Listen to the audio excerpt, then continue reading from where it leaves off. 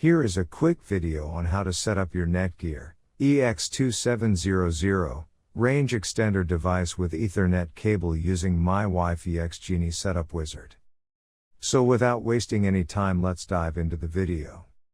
The first thing that you will need to do is take out your range extender from the box and plug it into an AC vault outlet. Wait till the extender is successfully booted up and the light on the extender becomes solid green from amber. Connect range extender and Netgear router with each other using an Ethernet cable. Make sure that your extender and router are in the same room during the setup process. Once it's turned solid green, we can now head toward our laptop and begin configuring our Netgear Range Extender EX2700. You can use any browser you like, such as Internet Explorer, Chrome, Safari, Opera Mini. It's time to open your preferred web browser.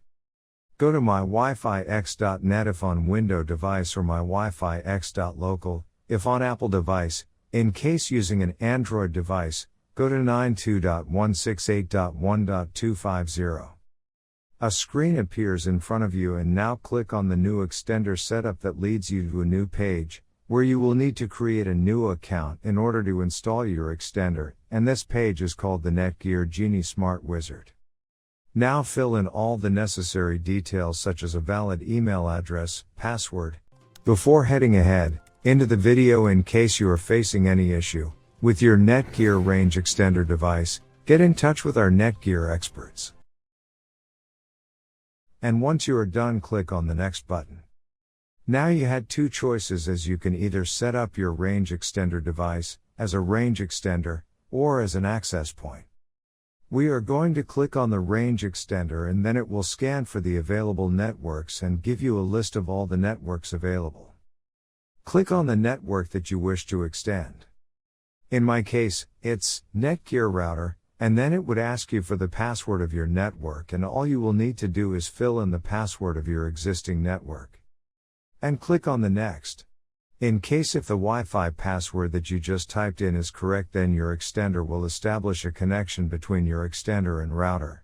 It also allows you to use a different password or use the same password or none at all.